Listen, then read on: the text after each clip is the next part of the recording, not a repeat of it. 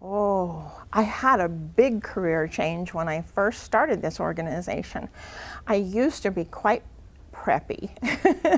And my makeup was done every day and my hair was done every day, and I wore a suit, and I went to the office and did consulting work. And then I married someone who did corporate events, and we flew all over the world doing different events and staging and that type of thing. But I was introduced to ranching, and I loved it. I loved, especially the spring when all the baby animals are born. It was really exciting for me, and as I say, I was influenced by this family, the Colfax family, and when I had my own children, I wanted them to grow up in that type of a thing. So I switched my career. I started my own business, and I started working on a ranch.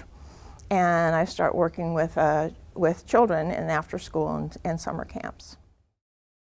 The planning department is like the police. They're like, you have to go there and they regulate what you have to, how you do things. The planning department is important for everybody to work with. They're involved in your life, my life, everybody's life, because they're the ones who say you can have chickens here, but you can't have them there. You can have a school over here, but you can't have it there. You can have a park over this area, but you can't do it on this area. Okay, and so one of the biggest problems I had in starting my organization was finding a place where I could have the animals and the children together. And I was very surprised to find out how many people don't want to have a kids camp in their own backyard. And so I started this on a little 2.5-acre ranchette, and one of the neighbors complained, and the planning department came in and said, you can't do this here. Oh. So I had to go from one ranch to another ranch until we had the right zoning and the permission of the planning department to do that.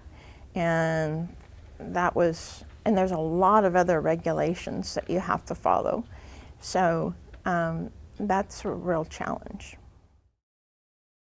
Well, obviously animals are real life, and I feel that it is so amazing.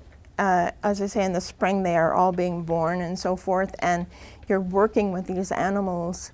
You're seeing them from birth to growing up, especially when they're first born. They need so much attention and so much care.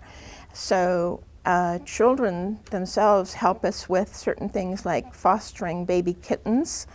The kittens come into the Humane Society. They don't have enough places for them, so they give them to us. And my children come in and hold them and play with them and provide them the love and the nurturing that they need to become socialized, so that they're not wild cats. They turn into wonderful pets. Yesterday I was at a goat farm, and there are 6 baby goats over there that their mothers were too weak to be able to nurse them, so I had to bottle feed them. And I get to teach that to kids sometimes too. And I think the children get a real sense of, wow, I'm important. If it weren't for me, this little animal wouldn't be alive. And then there's the compassion, the responsibility, as well as the nurturing that goes on. I've had my challenges, and when I was younger and I felt like I just wanted to give up on something, I would cry and be all upset and just feel like I'm going to give up. But you somehow work through that, and after a while you start to realize that life is kind of like an investment. It goes up and down, and so when you're down, you just have to persevere and get through it, and then there'll be better days ahead, that you're just on top of a mountain and everything is great.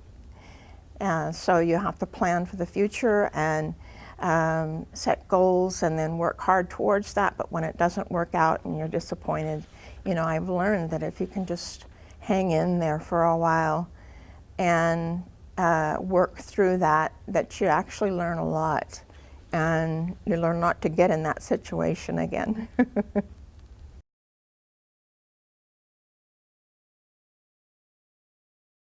Hi, my name is Marlon Casillas.